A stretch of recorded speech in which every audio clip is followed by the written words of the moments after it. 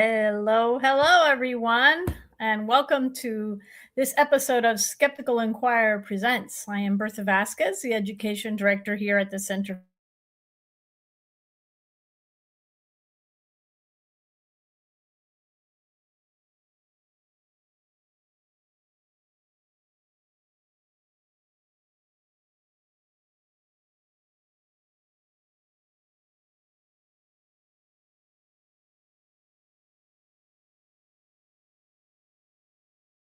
Times and more besides.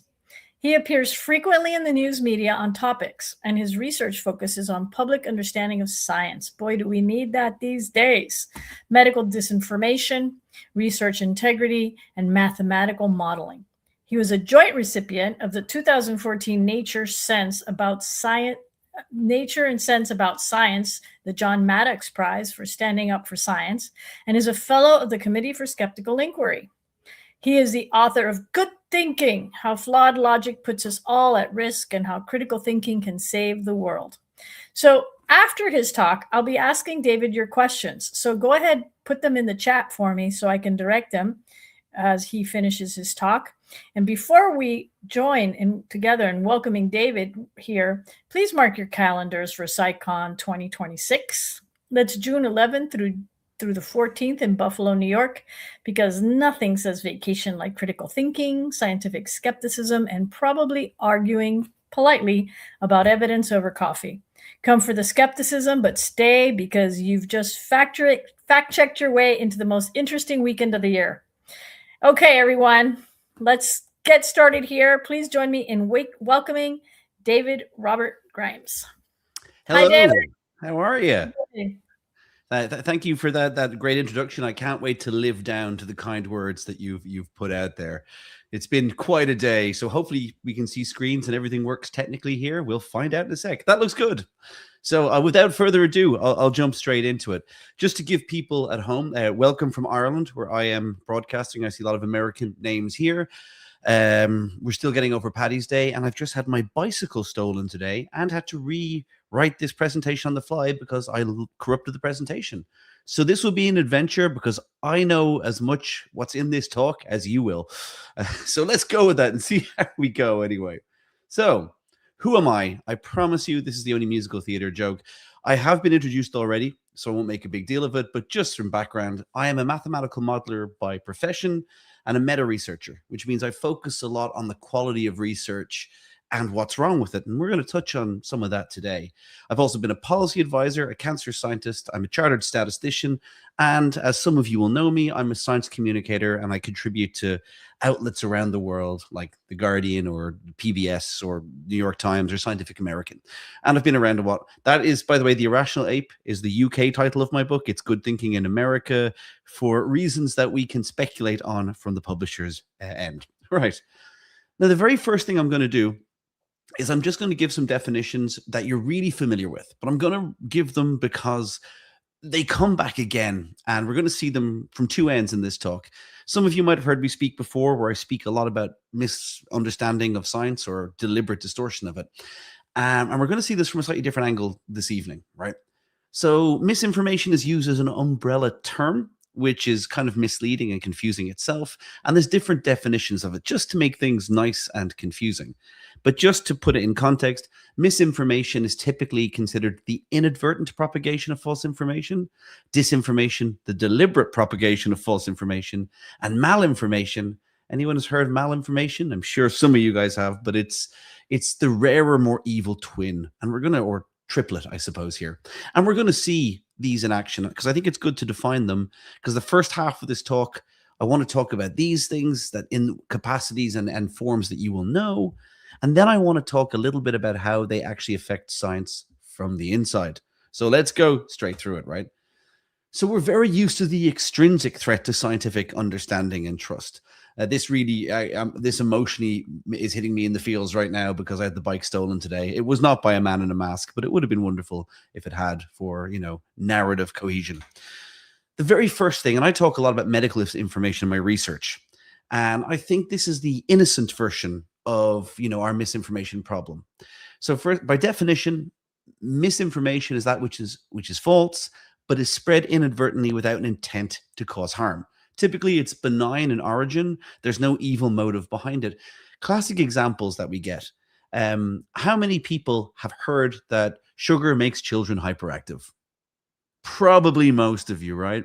And I know this audience, and I know you're going to know as much as I do that that's not true. It's a falsehood. Another classic falsehood is this one. I was talking to a Society of Neurologists a few weeks ago, and I gave them this one just to hear them groan. This came from a Reader's Digest in 1956 and was never properly fact-checked. The idea you only use 10% of your brain. So these are just wrong, absolutely wrong.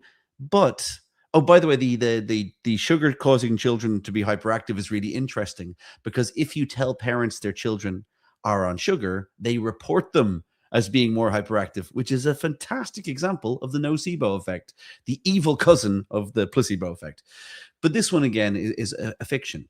But no one is spreading these with the intention to cause harm. No one is spreading these ideas to manipulate or to be cynical. That doesn't mean they can't cause harm. And we'll see later on that, sometimes stuff vectored without any intent to harm is still dangerous. Medical disinformation, and I will get on to more pertinent topics in a second, but I just need to give a bit of background and explain why I have a picture of Stalin up here. And it's not just the fantastic mustache. Medical disinformation, by contrast to misinformation, is a much more sinister beast because it's deliberately designed to mislead. There are really interesting history and motivations, and we're going to see echoes of this throughout this talk, and we'll pick a bit more up on them later on. But a classic example of disinformation in the medical sphere was this. It was Operation Infection, and some of you will have heard of this. In the early 1980s, when AIDS first emerged on the scene, it was found in communities of gay men in San Francisco and in New York. And at the time, they didn't know what was causing it, so they called it gay-related immunodeficiency, or GRID. Now, very quickly, it was recognized that this was caused by a virus and that this virus destroyed people's immune system. They also realized it was affecting lots of other people, particularly in America. And it was particularly affecting communities that were already disadvantaged. So the gay community had faced a lot of stigma. The African-American community suffered massively with this. The immigrant community, people from Haiti, suffered particularly badly, and they were treated very badly by the Reagan administration. That context is important. Now, Russia, at the time, the Soviet Union, saw this happening and decided there was a great opportunity to exploit existing tensions. So by using a newspaper published in India, they spread false stories that AIDS was a man-made virus that had been made in America to deliberately infect people of these disadvantaged communities.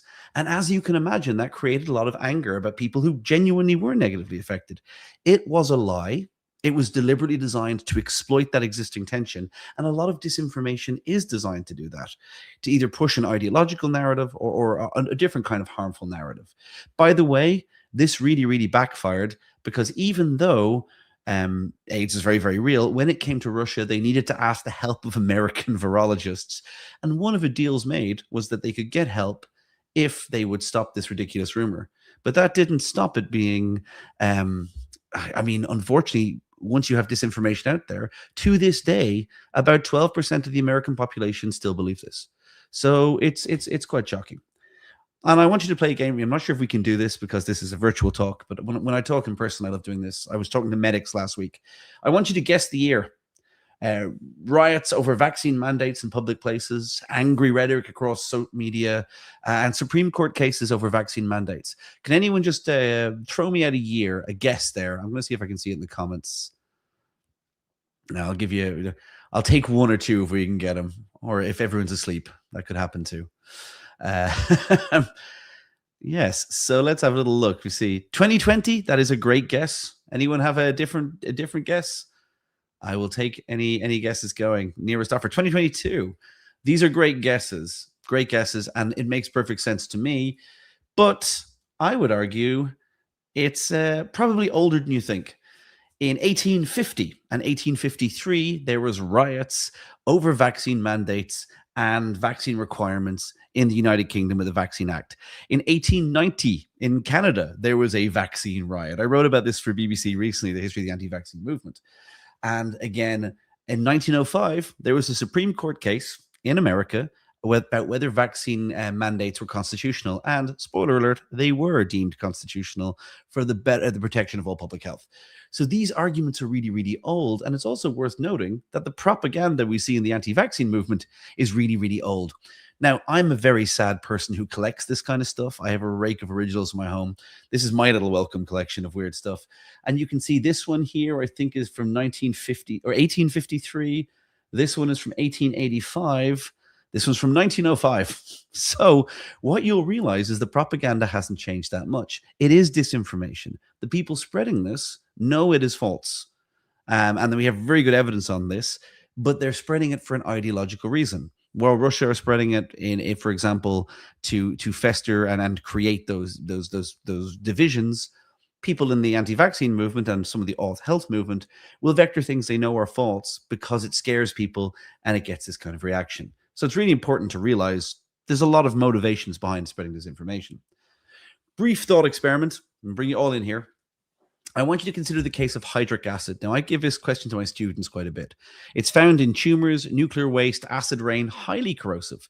It's like PFAS. It can be used as a fire retardant. It can cause tissue damage and death, though, from exposure. Kills about 250,000 people a year from direct exposure. It's used as an industrial coolant, and it's so corrosive it can destroy metals. So it's pretty strong stuff. Even a thimbleful can kill you. So I often ask my students, should we, look at hydric acid or DHMO, and should we maybe put regulations on it? So can I just see, because I know this is the wrong crowd for this, but I'm going to try it anyway. Should we regulate this one? Yeah, Bertha knows this one. I'm going to spoil this one because I'm not going to let you all know the answer already. Dihydrogen monoxide is better known as H2O, water, right? And yet, successfully, Grimbeard is correct. DHMO destroys the exhaust on motorcycles. It's a big problem. Yes, and it's water. But everything I've told you about it is true. What I have taken I've taken it out of context to create a perception of harm. And this is something we can do to create fear about things. I used to work a lot when I worked in cancer research on oxygen in tumors. Oxygen is highly explosive, flammable, carcinogenic. If you tell people that, they get very scared. But then if you tell them it's oxygen, their chemophobia subsides somewhat. And again, this is a classic example of malinformation. Malinformation, unlike misinformation, disinformation, it's not trying to sell you a falsehood. It's telling you a truth, but decontextualized in a way to give you a misleading outcome or to make you think the wrong thing about it. It's a selective curation of the facts to mislead you. And I think, because I do a lot of work combating misinformation, as the umbrella term goes, it is particularly insidious because, unlike the other ones, it's not actually false. And it takes a lot more effort to show that malinformation is wrong. And bad actors tend to use malinformation. They will use facts out of context. We're going to see this as we go on in this talk to our core theme later on. That's a real big problem. I'll give you an example of when I see this a lot. I do a lot of work with patient groups, even to this day when I'm too busy to do anything. And now this is not true. I need to put that out there. None of this stuff I'm showing on the screen is true. Cannabis does not cure cancer. Otherwise, we'd be, using it for that purpose. But if you go online and if you're a patient who's just been diagnosed with cancer or have a loved one who has cancer, this is the kind of stuff you get exposed to. And the argument made to justify this is people will say that cannabis has been shown, or THC, the psychoactive component in cannabis, has been shown to kill cancer cells in a petri dish. And that is absolutely true. THC does kill cancer cells in a petri dish. But so does bleach, so does salt, so does too much water, so does too much heat. In fact, it turns out it's really easy to kill cancer cells in a petri dish. What it is hard to do is kill cancer cells inside a person while sparing their healthy tissue. And yeah, you guessed it, cannabis is useless at that. That's not what it's for. But again, that's an example of malinformation that can mislead people. And the reason this one gets to me so badly is a lot of alternative medicine uses a version of this.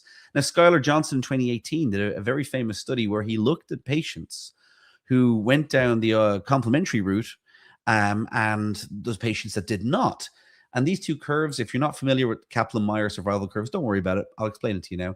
But essentially what that says is the people with the yellow curve are the ones who used complementary medicine, and they die at about twice the rate of people that stick to their conventional medicine. Now, why is that? Well, it turns out that people that go down the complementary route, even if they start off complementary or just using something as an add-on, often get lured in by its false promises, and they maybe delay or refuse for some period their actual treatment, and that can kill people. Classic example is Steve Jobs from Apple. Steve Jobs from Apple, when he was initially diagnosed with his cancer, it was survivable.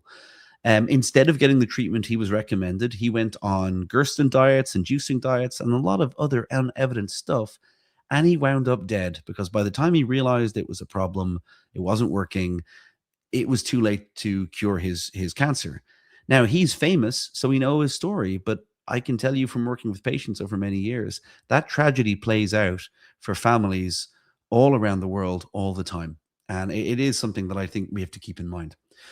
By the way, I said this is, some of you will know this guy. It's Sander van der Linden, a colleague of mine, works in misinformation over in Cambridge. I also should point out that information and misinformation is infectious. I'm going to give you a little tease of some work we have been doing on this.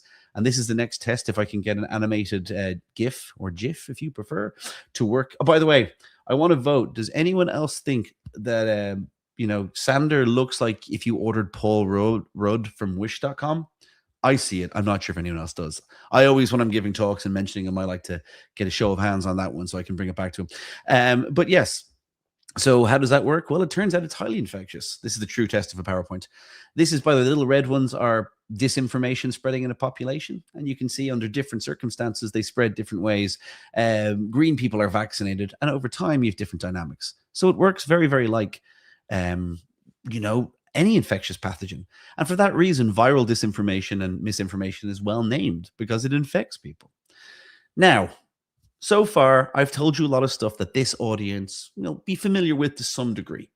Maybe not as to the nerdy degree, which I get very involved in it, but you'll all know it. You're a savvy bunch of people, right? Now, you would think if you look through the trust ratings in society, even after recent events, and we'll talk about how that's how we've come to be here. If we look at the veracity index of different professions, scientists and doctors are up there. Nurses are actually number one, and engineers, but then doctors and scientists are quite high up there. So we get a lot of trust in society. And often when you hear about the misinformation problem, the assumption that we all make is that it is an extrinsic problem. It is a problem from the outside. That's not always the case, because sometimes the call is coming from inside the house. And what I really want to talk about in this talk today is why that's happening and how badly it's affecting us. And then maybe we can have a conversation about how we deal with it. So we know a lot about when people spread misinformation about science from the outside. We're dealing with the consequences of that right now. But what happens when it comes from the inside? And what kind of forms does that take? Why do we have a rise in bad science? Do we have a rise? Spoiler, we definitely do. But let's talk more about it. So the very first thing is, does anyone know how many scientific articles were published last year? That's, there won't be an exam on this. But can anyone give me like an order of magnitude? So how many papers were published in 2025? I can give you a very approximate number. So I can give you a very approximate number. Anyone want to guess? A few million? Yeah, you're in the right order there. 6,000. It was about 5.4 million, depending on how you define a scientific publication, right? So it's very, very high. And that is much, much higher than it was prior to the pandemic. There was an explosion of publishing from the pandemic, but it had been growing for many, many years, all right? And back 21 years ago now, it was John Ioannidis wrote this fantastic paper with a provocative title at the time, Why Most Published Research Findings Are False, right? And he was arguing, and I think correctly at the time, that a lot of the findings that we put out in science are provisional, and they're often skewed by different factors. That means that they're not technically true. And at the time, that title was considered quite provocative. Since then, he's kind of been vindicated on that front. And we'll talk about this. I've recently been publishing on this as well. So kind of sister publications, many, many years long. So You might think this is a good thing. More science can only be good. And that is not actually the case. And we need to talk a bit about that today. So let's start with this. I don't want you to feel you have to read all of this, but I put these figures up there for myself, and so there's references for you if you want to go and find them. Right? So a very famous figure is this one. Research waste is research that is so poorly conducted or so poorly described that other scientists can't replicate it, or it's too badly designed to answer the research question it's supposed to answer. And that is why it's considered research waste. As in, if we'd done this well, we could answer a medical or scientific question, but we've done it badly or described it badly, and now I can't trust it. The percentage estimated in biomedical science, which is my area, considered to be research waste, is about 87.5%. That is an insanely high figure. So that the converse of that is only about 12.5% of research is sustainable, which means I could replicate it, I could take your methods and do it. Replicability is a cornerstone of science. Science is not based on trust me, bro. It's traced on I'm trying to replicate this. Or as the Royal Society had their motto, nullius in verba, which is take no one's word for it. That's the idea. If we can't just check these things, the trust gets somewhat eroded. Now, this is not necessarily people, oh, that's a great question. Someone's after the cost of this. We will get onto that. I first encountered this when I was in cancer research, when I would find experiments that my team would be trying to replicate it, and we'd suddenly realize that we'd spend months and months and months trying to replicate things. I'll give you a story about that in a while, and they wouldn't work. And that got me really interested because I came from a physics background originally. So I was like, what the heck is going on here? It's kind of interesting. So a classic figure is that, and this is an old figure, it's been updated somewhat, but it's still pretty grim.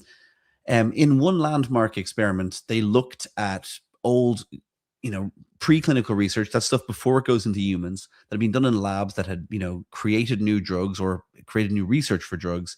And they tried to replicate them and found that only 11% replicated. That is pretty bad. When you look at more recent estimates on cancer biology, at least half of papers are too poorly described for anyone to even try and replicate them. And that's a real problem. We're going to see cancer research is particularly badly affected. And you've got to remember that cancer is a matter of life and death.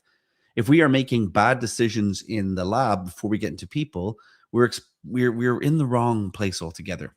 Even in papers that are published, about an estimated 72% have some form of questionable research practice.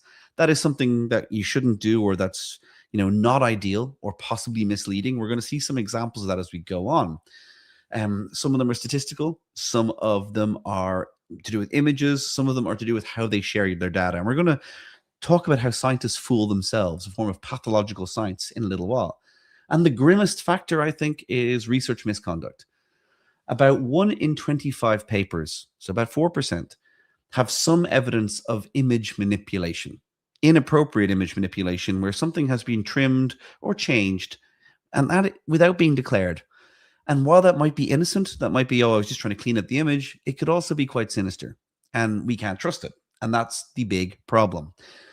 About 3% of scientists will admit to committing fraud. What I would like to know is, what percentage are not admitting to committing fraud? That's people that self-admit to committing it. So we know this is a problem, and we're going to see why in a while. And we're going to see what effect it has.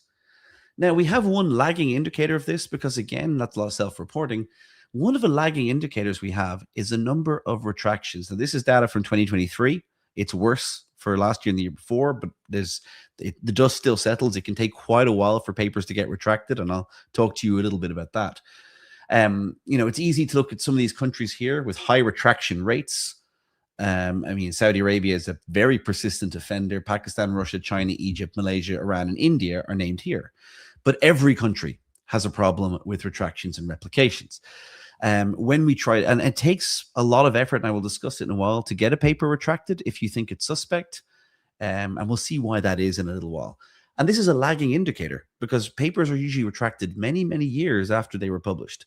That doesn't say the fraud was all happening in 2023.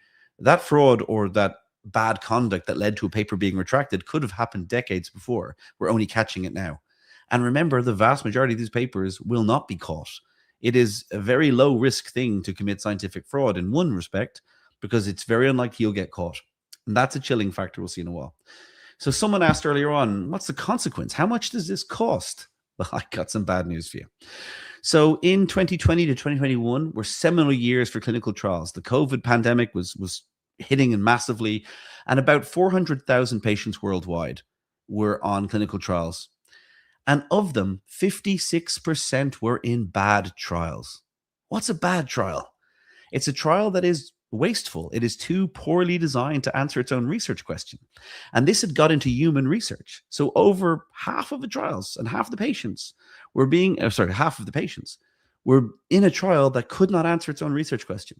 And you could have been exposing them to harms unnecessarily for that reason. How much did that cost? It was estimated to cost, just for human trials that year, not just for all bad research, just for human trials, £8 billion sterling, which is, I think, in the order of $10 billion. And that's likely an underestimate. And I'm going to talk a little bit more about a pretty horrific example of that now in a second. And the really grim example that I think about a lot is a famous 2006 paper in Alzheimer's research, which I believe was the second most cited paper in Alzheimer's research. And its claim was that there was an amybetyloid star 56 protein that was highly associated with Alzheimer's disease. And this was a paper that launched 1,000 ships, so to speak, because everyone wanted to research this. There was, it seemed to be clear evidence of something toxic to brain cells that was destroying them. They needed to look into it. The problem is, it was fraudulent. It was retracted in 2024, 18 years after it had caused this huge amount of wasted hours of scientific endeavor. You had postdocs and PhDs trying to show this later on. You had perhaps billions spent in research. The estimates vary quite hugely, but a huge amount of money in the US alone spent chasing this, fiction. And it was image manipulation. The person had faked images. And did they suffer any major consequences? Well, they lost their job last year. But that doesn't, undo the fact that patients ultimately suffered for this. Now, I wrote about it for The Atlantic in 2022 before it was retracted, but it was very, very clear it was a bad paper. Part of my job is to find bad papers. And this is just one grim example of how that affects patients. If you think patients could have been getting much better treatments, or at least research targeted towards things that might have been more beneficial than chasing a phantom. Happens all the time. So what causes this bad science? No, specifically, I'm not amyloid plaques. It's amybetyloid star 56. It was a very particular one. I can't speak to all of them. It was this one, probably didn't exist. So anyway, I hope that answered. Very good example here. You probably saw headlines last year that the levels of microplastics in human brains have been rapidly rising, going up over decades. And they did this with post-mortem tissue. They looked at cadavers and went through it, right? It, however, more recently was probably garbage. And this is a classic example. I like this quote here. Sometimes scientific sleuths like myself don't hold back. Essentially what had happened was a lot of the researchers doing this research didn't seem to realize that fat cells will create false positives in this kind of microplastic detection system. Their chemical differentiation is poor. And because they didn't know that and they just did it, they got shocking results that were very frightening and raised a lot of eyebrows and scared people, probably weren't true. So this is analogous to me to simple misinformation. No one, I presume, no one is going out there to mislead, but it's usually just inept. There's no intention behind it, but the net result is still bad science that can take many, many years to correct. And also this percolates into the public consciousness. So you'll be still talking to people in the public who for years after this has been pulled, or these have been pulled as bad papers, will still cite this. And we're going to see some examples of that later on. How else do people get it wrong? Well, I'm a chartered statistician, and this is one of my ones. They get it wrong with lies, damned lies, and statistics. And of course, we have to have our obligatory go at Fox News here for their interesting use of percentages. Although I was listening recently to Donald Trump going on about, reducing the cost of medicine by 500, 600, 700%, which is the quote he has there. And I kind of think, does he know that means that would mean they would be paying him to take the medicine? I don't know. So again, this is a very good question. So statistics, what do they mean? So I always have to point out, it's from the German Statistik. Good one. It just meant information describing a country or state. And of course, like most things in science that we use all the time, it came from more base motives. Perry de Fermat and Blaise Pascal were asked, which is the best, most likely? Could you roll at least one pair of sixes and 24 rolls of 2 die, or at least 1 6 in 4 rolls of 1 die? And they did the calculation, came up with probability theory, and said actually B is slightly more likely, which is great if you're gambling. So it started with that, but it's been far more useful. As an Irish person, I do feel obligated to always point this out. Some of you will have worked in sciences before, and you've probably heard of students' F-test or students' T-test or students' distribution. And you might have wondered, who the hell was student, or what is student? And it turns out student was an interesting guy. His real name was William Seeley Gossett, who was a Cambridge statistician who was hired by Guinness to test the quality of their batches. And because he couldn't publish under his own name, if you've ever been to Ireland, you can visit the Guinness factory, and Dublin people give each other nicknames, and everyone working in the Guinness factory got a nickname. And because, as you can see how nerdy he looks, he got the nickname Student. So in a Dublin accent, that'd be Student. Yeah, Student, how you doing, fella? That's how it would sound, kind of. And he really liked the nickname. So when he had to publish his research and he had to pick a pen name, he picked Student. His real name, William Seeley Gossett. He became the chief brewer of Guinness in 1937. Random trivia for you, but there you go. So next time you're raising a glass of the black stuff, thank William Seeley Gossett for T-tests. So he came up with these ideas, but the problem is statistics isn't intuitive to most of us, and it's certainly not even intuitive to scientists. You've probably seen these before, that it's really easy to accidentally get correlations and overinterpret them. Tyler Vigin, which you've probably heard of, he has his website where he does this deliberately. For example, UFO sightings in Utah correlate very strongly with patents granted in the US. The per capita consumption of margarine correlates really strongly with the divorce rate in Maine, but I don't think butter is causing, marital disharmony. So again, it's really easy to mislead yourself if you're not careful. And scientists do this a bit as well. So it's one thing to keep in mind. Confounding is a classic example. In the summer, and we eat ice cream. And also we go swimming. And we also see forest fires. Now, if you get this wrong, you can decide by mistake, you can find a very strong relation between ice cream and drowning deaths, or ice creams and forest fires. Now, of course, ice cream is not the causative agent. What is happening is that the weather's good. People go swimming when the weather is good. People eat ice cream when the weather's good. And forests go on fire when it's warm. And this is called a lurking variable, which is why good statisticians and good research will try to adjust for these things. Not all of them succeed, as we will see, right? But there is something more sinister, right? If you're a scientist and you're looking at your results and you're trying to get something out of them, there's a quote from the economist Ronald Coase I quite like. He said, if you torture the data long enough, it will confess to anything. And we're going to talk about that too. And this is not always deliberate. Sometimes there's a thing called pathological science, where people really, really, really believe their pet theory. And it's a form of cognitive bias. It's a confirmation bias for scientists. Because remember, science is a method of getting closer to an objective truth. But it's done by scientists who are people. And people screw things up. People have passions. People have beliefs. People have prejudices. And that can factor in there, right? So what is p-hacking? Now, I won't get into the whole minutia of what a p-value is, but essentially a p-value is the probability of observing a result as extreme as the value you got if there was no real effect there, right? There's a long history of this that I'll skip over in the interest of time. But again, it's just a binary test that you can kind of do, and it can be very misused. A lot of researchers get excited by small p-values because they think mistakenly that means it's the likelihood of that being a real result. So if they get a low p-value, it's very, very likely they found something, or that's the probability they made a mistake. That's not what it is, but they misunderstand it. P-hacking is when you adjust, you adjust your data just a little bit to get a lower p-value so you can go and publish a paper in Nature and say you got something. This is from Saturday Morning Breakfast cereal cartoons. I love it. Why is everyone opposed to p-hacking? It's brilliant. Literally anything can be true. We can control the economy. We could be telepathic. We could cure cancer. P-hacking makes you a wizard. If not for the naysayers, we could weld control over the entire universe. Are you sure that's true? Not yet, but if I can just pick the right data. This is very nerdy. I give this to my stats students, but it is a really good point where you're like, you know what? If you're not careful, you can mislead yourself. We'll see later on that's the opposite of what we're supposed to do. So how do you do that? Well, maybe you don't get an exciting result. You get your p less than, or not, you don't get your p less than 0.05, which is what you think is publishable. So maybe you do, and I did a paper with a guy called James Heathers, who we'll talk about later on here. We looked at a few ways that you could p-hack.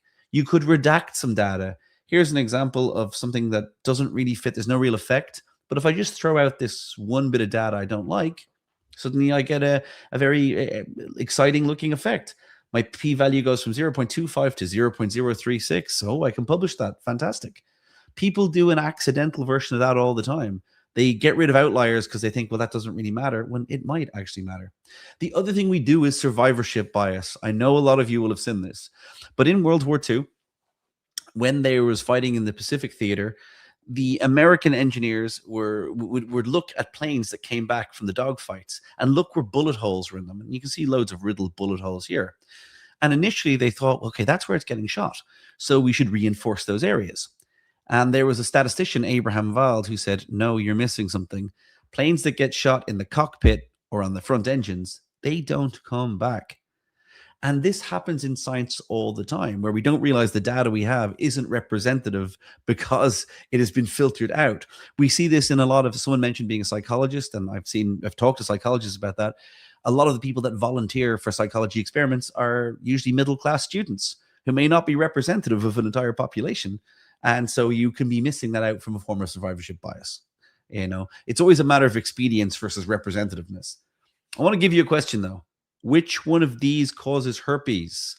Is it the HSV virus, the herpes simplex virus, or is it delicious cake?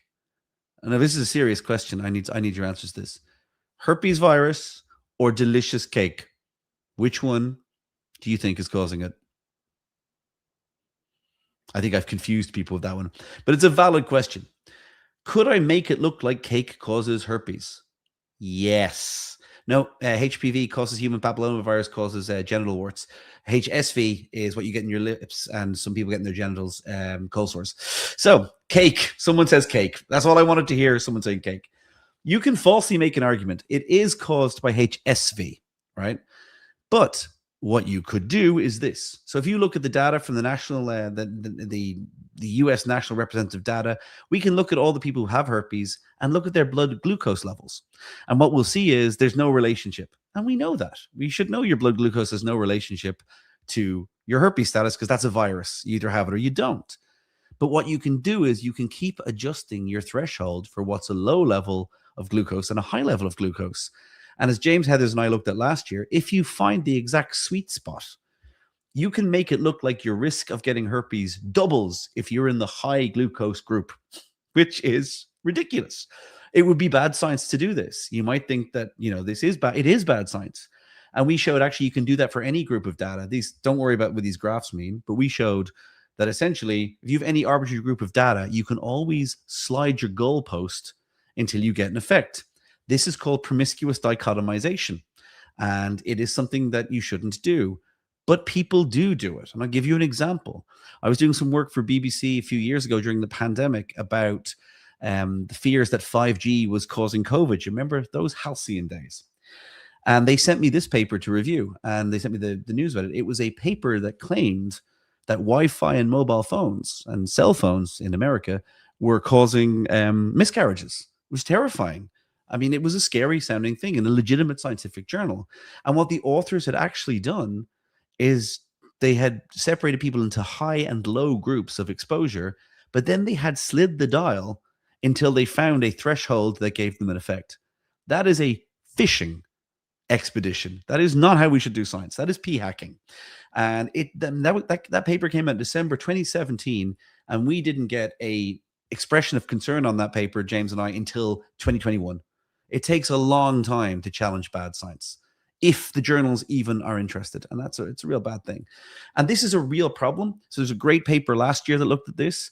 There's been an explosion of formulaic, crappy research articles that just take data out of databases like that and find a threshold, compare the two of them, and then say, ooh, yeah, it's cake is causing herpes. They're doing exactly that. That is really bad science, and that is really, really common, and it's really easy to do. That is a scary thing. Why do people do it? We'll see.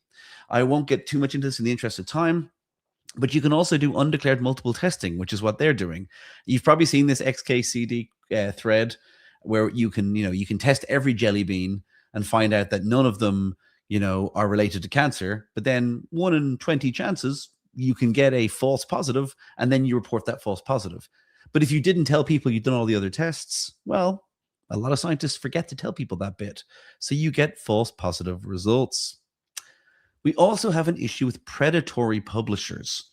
These are publishers that will take money to publish scientific articles, but have no interest in quality control. And we have an awful lot of them popping up, and it's very hard to differentiate what's reputable science from bad science. And just to give you an example of how bad this is, these journals are shameless. A few years ago, they approached me trying to get me to be an editor, and they do this all the time. They just spam academics. And I, just for the hell of it, I told them I was too busy, but I knew someone who could do it. And I sent the CV in for my 8-month-old Labrador pup, including saying that he was a dog. He had a degree in barchaeology, his master's thesis, but seriously, where is the ball? He went to Boston University. He was fluent in barking and caninese. So that's the CV I sent them. They made him a reviewer on the paper. So fantastic. A reviewer on their journal board, because they don't care. And I talked to science about it as well. This is how predatory publishers react. And unfortunately, they exist, and we'll see why in a bit. Fraud is a growing problem, and I've alluded to that. There's been a lot of papers recently about fraud jumping up massively, and we're going to talk about why in a few minutes. But it's a booming economy, and I do a lot of work for Retraction Watch. I'm one of our sleuths in residence. We find it every week. Fraud after fraud, and cancer research is particularly badly affected. You see fabricated images. I had to put this one in. Who has seen this? This was an AI-generated image of a rat penis. That's testicle somehow becomes a shaft. The words don't make sense. There's an arrow that just says rat, testicum cells. It says sperm cells. It is definitely, but that got published in a journal, right? There you go. Amazing. That rat was very popular with all the girl rats, I believe, but obviously it was total AI fabrication. There's already been image fabrication for years, and now AI is kind of making it worse, although hopefully they're better at fraud than these people, because that was a very low rent effort. Still got published. AI nonsense. So Guillaume Cabernac does something very funny on this. He finds tortured phrases in paper. So, for example, a paper that says it uses plagiarism, it might reshuffle words from other authors to make it look legit. So breast cancer can become bosom peril, which I love. My very favorite one, I have a few of them here, is you will see things, for example, anal canal becoming butt-centric waterway. Butt-centric waterway is just, it's almost beautiful. It's almost beautiful. But these are examples of low effort rent. They take existing papers, twist the phrases around and resubmit them. And there's so much science published that they can get away with it in the lower tier journals. And just to show you, I spotted one in the wild. I looked up butt-centric waterway before I started this talk. And this is an article on piles that says butt-centric waterway, and then changes the word piles to heaps because it's a synonym. But it's a synonym if you have no context. This is so dumb, and it's just going to get worse with AI because it's easier to hide it. And it's not always just ineptitude. It's not just always, laziness. We've seen anti-vaccine activists abusing databases and doing bad research and getting it published to scare the public. Here's an example of a really irresponsible study that claimed the COVID-19 vaccines killed. There was another one published that I had to do a counter to. They had done terrible statistical things to manipulate data to make it look like COVID-19 and HPV vaccines were harmful. They were not. I was able to eventually get a commentary published on it last year. But again, you have some scientists doing this. So again, scientific disinformation is really harmful because it makes the public scared. They will go, oh, that was in a journal. It must be legitimate. And actual scientists will go, it's in a journal. It could still be crap. And that is not the common perception. I mean, some of you today are probably going a little bit shocked at this, and I understand why. And of course, I don't need to tell this audience too much about this, but Andrew Wakefield's fraudulent 1998 paper on the MMR vaccine and autism, you all know the story of this fraud, that he had a financial interest, and we'll talk about that in a while, of putting this out there because he was going to make a lot of money on it. Even to this day, 20% of people in America and Europe believe that there is a link between autism and the MMR vaccine, and it induces vaccine hesitancy, which is another major area of my research, because a lot of my research is also in public health. So I'm very strong on vaccines, and I just, this upsets me. By the way, I've had the mispleasure of dealing with Andrew Wakefield personally. Do not recommend. Very unpleasant person. But yes, so these effects percolate in the public consciousness long after the original papers get retracted, if they do. Think about ivermectin. You now recently have seen this stuff, but during the pandemic, you probably saw, lots and lots of studies saying that ivermectin was going to be the new panacea for having COVID. Turns out most of those studies were fabricated. And again, American insurers still spent millions filling, ivermectin prescriptions.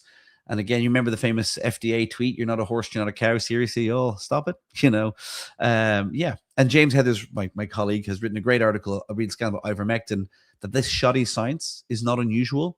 This just made headlines because it was embraced so strongly by the MAGA and now the MAHA movement. So there's crappy research like that all the time. And the problem is bad science pollutes all science.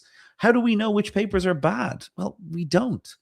If you were getting wine and it might be poison, it's hard to know if that's any good. And it contaminates reviews. I'm going to talk about that in a sec.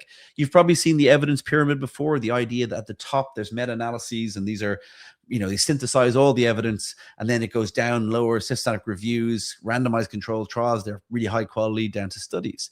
But one of the really upsetting things is at the top end of that pyramid, we take in all evidence and try to weigh it together.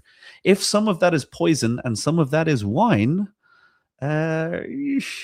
it's not great. That's the thing. Yeah.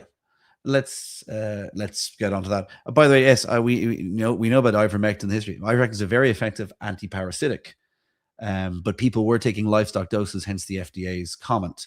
It is used in humans. I have taken it myself from living in foreign places and having to do it on occasion.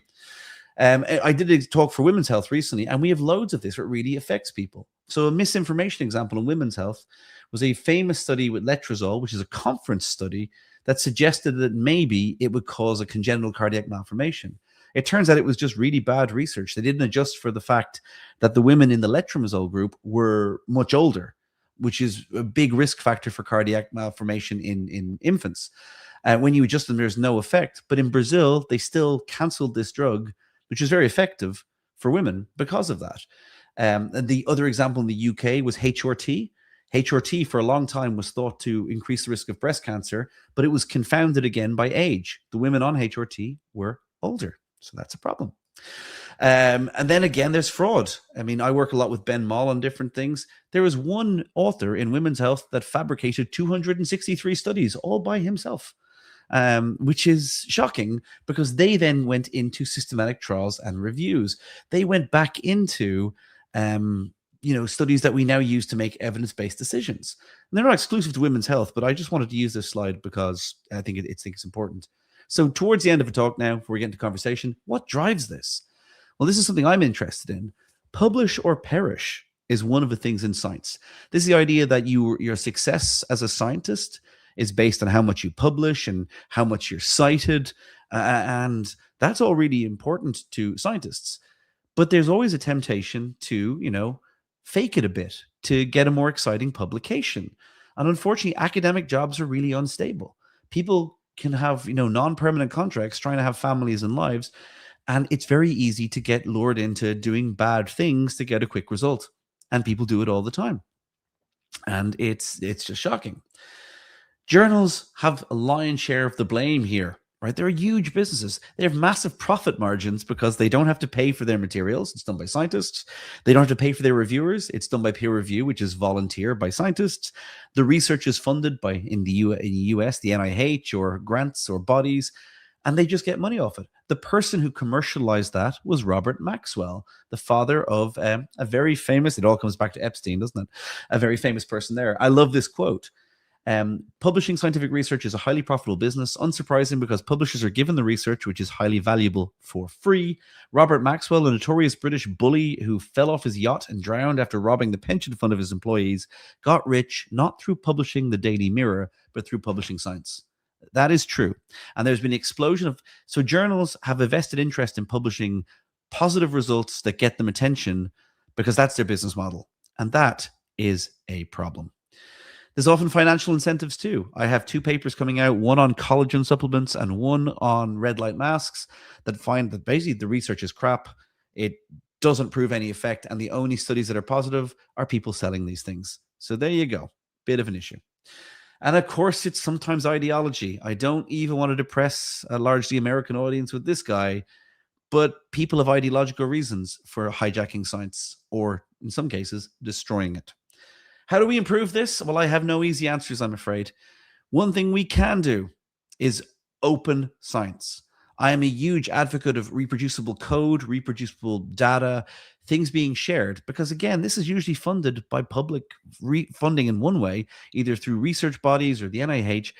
Make it open so other people can look at it. This is really, really important. But that's one part of the battle. People who really want to commit fraud still will be able to. I have to believe that most people do this by accident rather than intentionally, although it's hard to get estimates on it. Stability.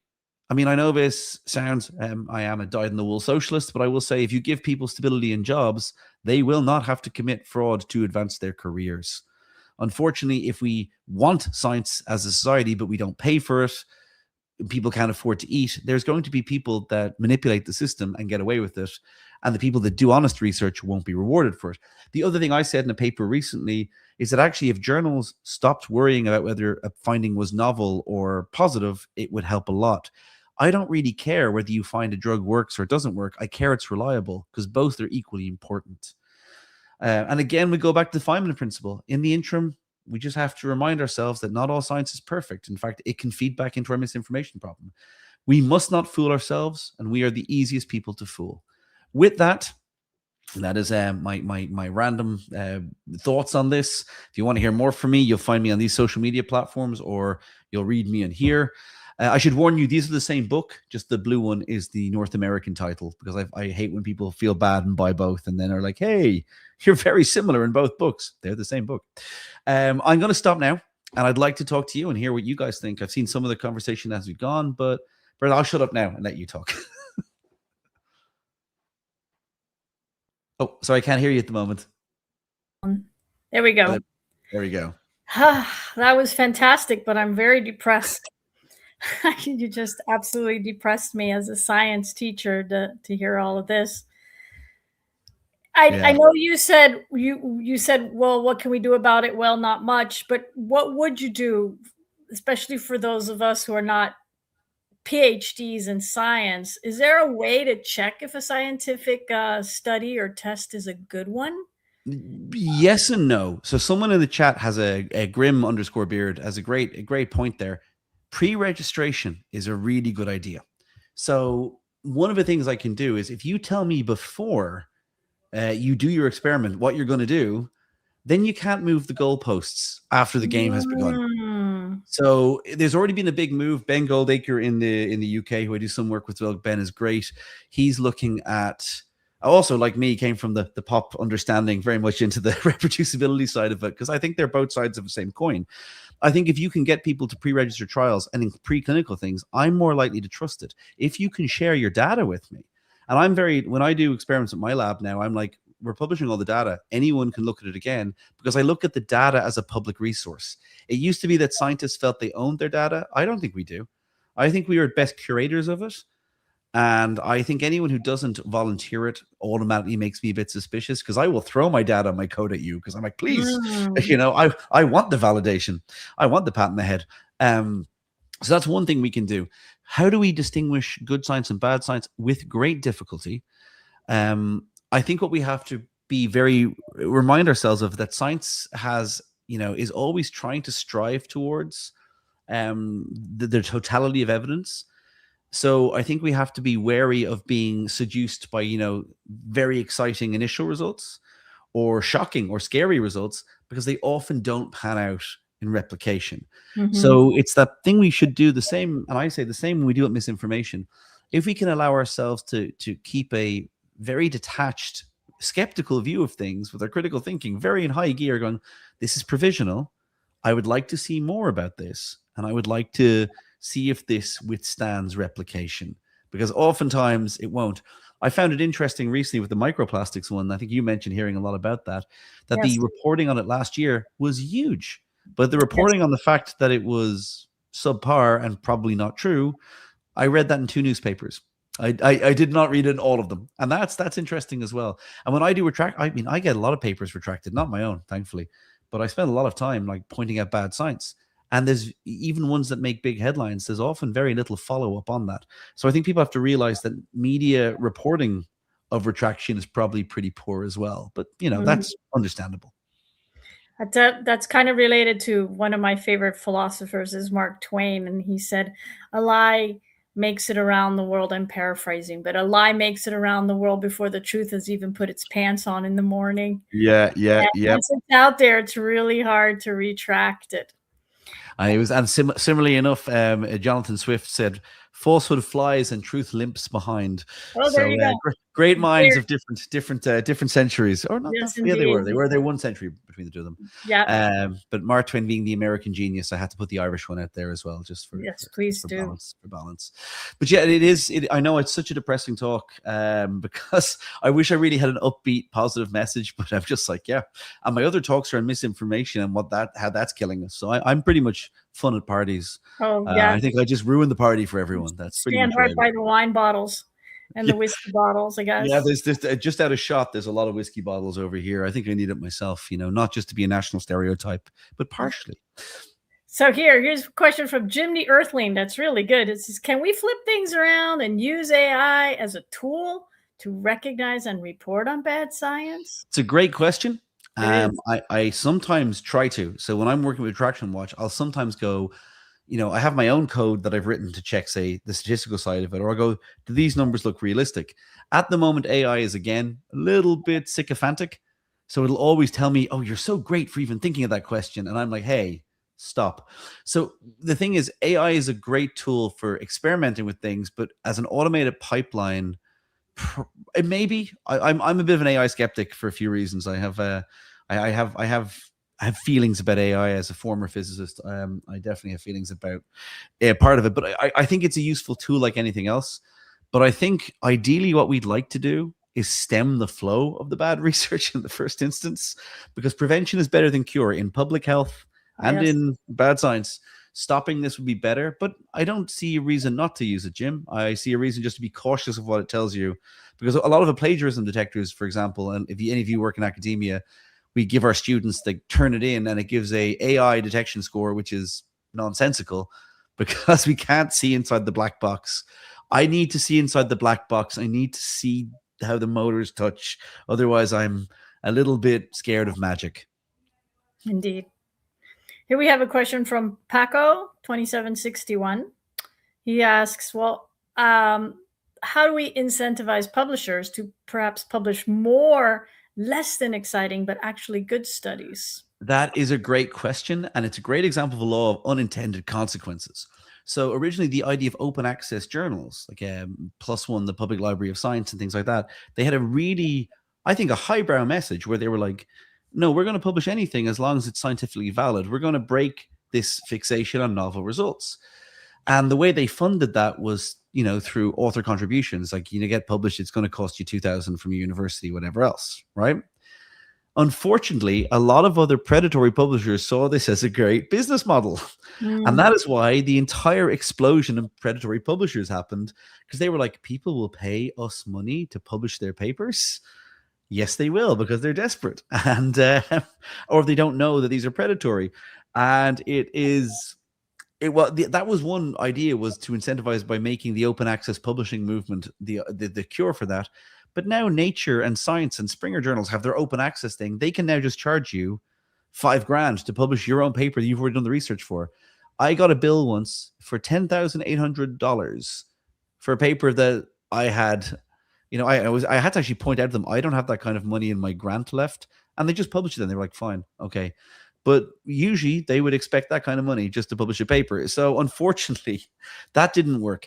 How can we incentivize them? I think libraries can do something on this. I think the prestige we put in journals is based on the fact that, you know, university libraries have always like going to always have nature, cell, and science. I think if we start independently ranking them, saying we're not going to start stocking your journals because we think they're garbage or you're being garbagey. But again, it's really hard because the incentive of journals is to have people pay to put papers in them, and science chases prestige. So we need to change the culture of science as well. It's not straightforward. I wish I had a nicer answer, but we're buggered on all fronts. Uniblab 9000 doesn't have a question, but it's a comment that's worth bringing up, and perhaps you have something to say about it. We talked a little bit about it already. Another issue contributing to public distrust of science is the way it's presented in social media by both legitimate science outlets and bad actors. I have a lot of, I taught for many, many years, and some students are telling me all about peptides now. Oh God, yeah. Young men who want to get stronger and buffer and more muscular, and they're getting a lot of this off social media, and they're buying stuff that is not for human use. It's for research only. We don't even know what the human dosages are. So what Uniblab has to say is absolutely correct. And I see that. I see that all the time. So most of my Instagram presence is people sending me stuff going, this person has said I should buy this. Should I buy this? And sometimes it's an obvious grifter, like, you know, there's a homeopath selling nonsense, and that is for skeptics. You can do that in your sleep. You debunk that one, right? But what annoys me is occasionally it's science popularizers. It's people on social media who have a big following. I mean, you could argue Andrew Huberman is an example of that. Has a huge following, trades on the fact he was Stanford affiliated, often peddles nonsense, absolute nonsense, or over extrapolates in animal studies to human things all the time, which is something we can't do. You have to prove benefit before you give it to patients, because you also have to check for risk. It's like people want to skip that step. And that's why I did those papers on collagen and red light masks, because I was getting so many questions about, are these good? And then I looked at the studies as a methodologist and went, oh no, these are terrible studies, really, really bad. This would not pass muster as human evidence. But one of the examples, and I won't name the science communicator, but there's a very popular science communicator in the UK, huge following, quite like them. They're quite good.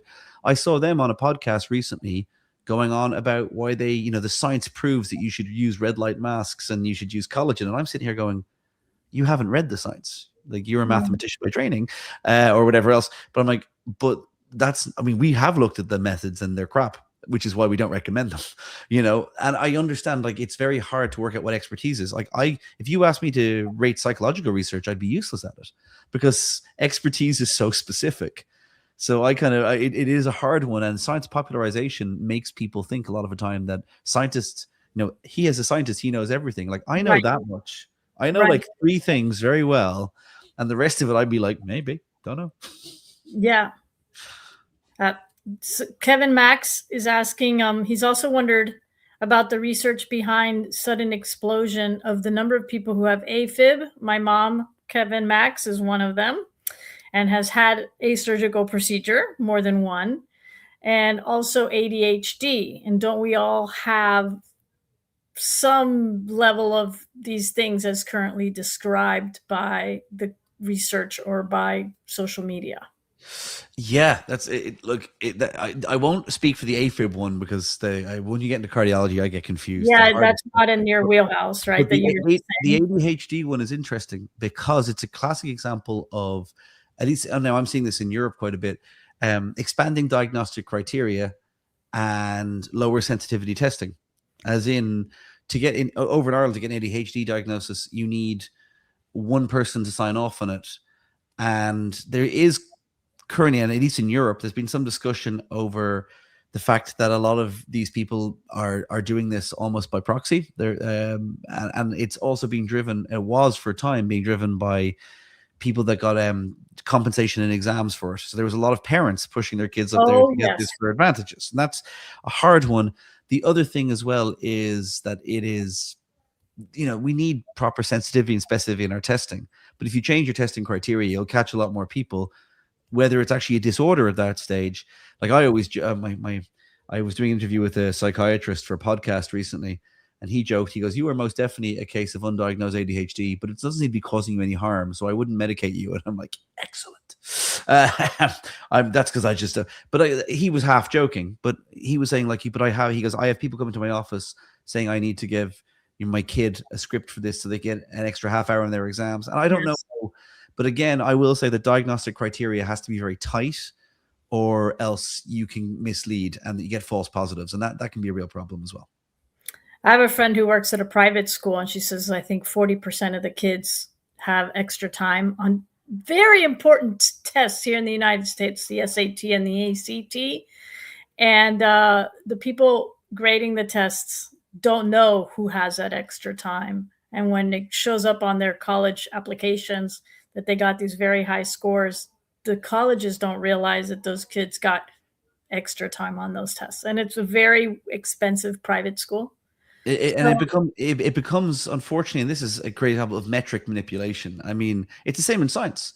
If I didn't talk about it in this talk because I didn't want to bore people to death, but H-index manipulation is a real thing where scientists, they get rated on their H-index and they'll find clever methods to inflate it.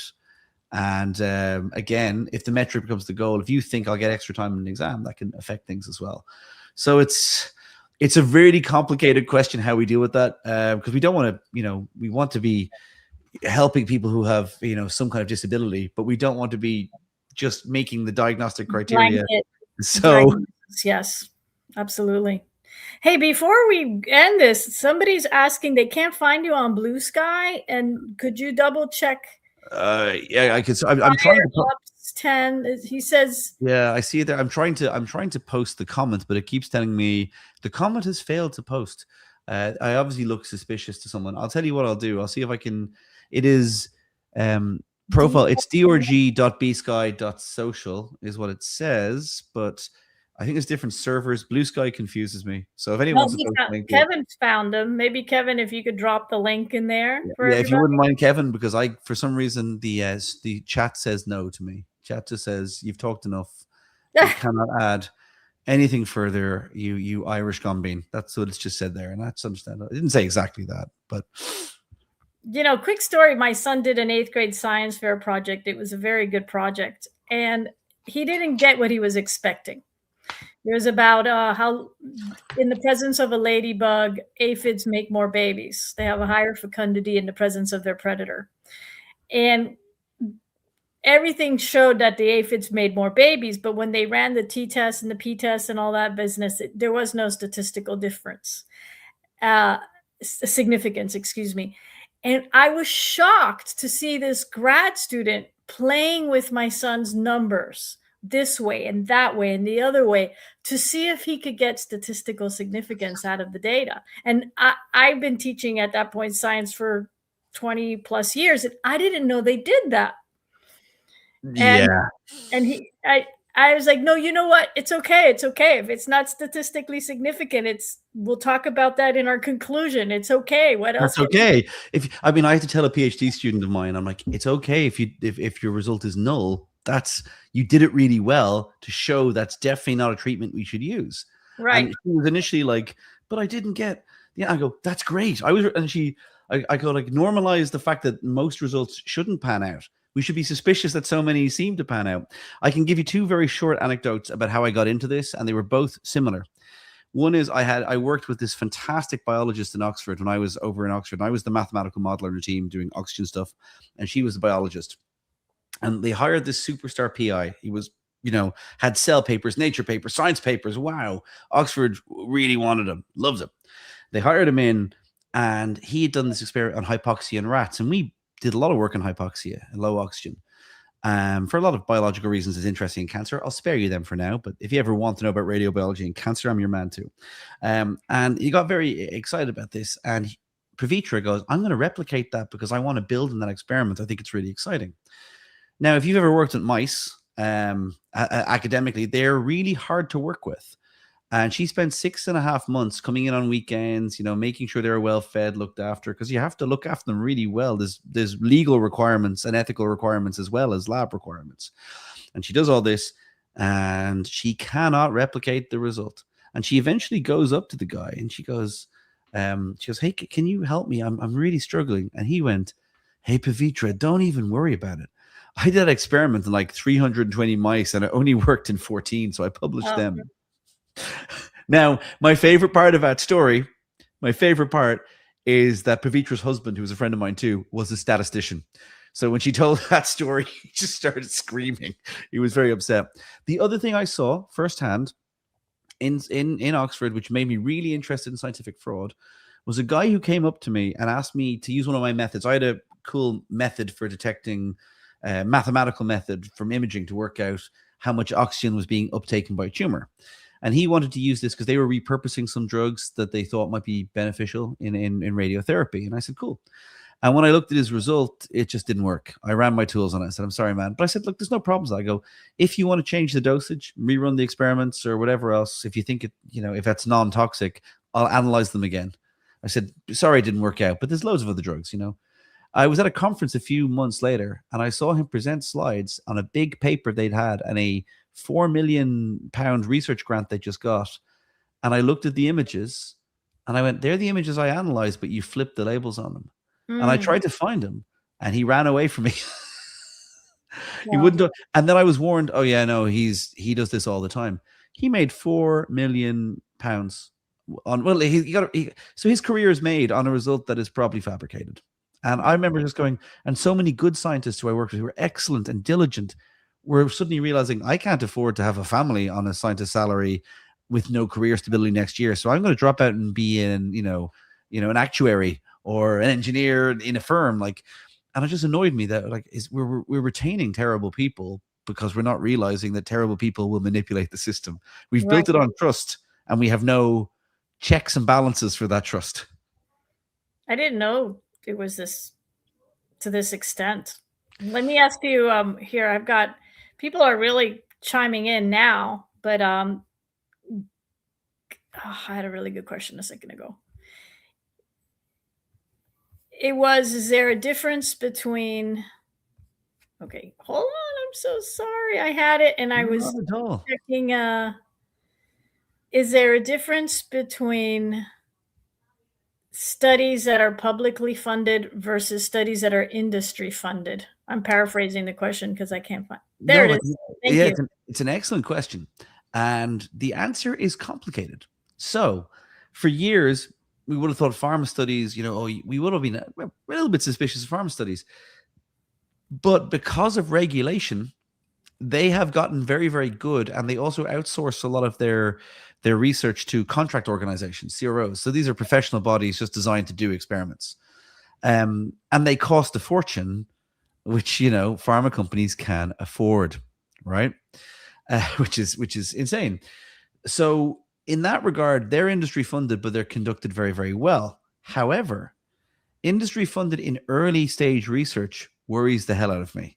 If I see a positive result from a substance or a device, and that research is early stage preclinical and funded by the company, I am inherently suspicious of it. Because usually when I look at it, it's not that good. You prefer independent validation because if a company is just telling you their device is great, well, they're not going to tell you it's crap, are they? They're not going to submit the paper if it didn't work. So in that regard, Guy, that's a really good point. If they're the only people saying it's great and there's no independent check on their data, and that's why people go, "What about pharma companies?" Well, pharma companies, they now have to get independent organizations to the assessment.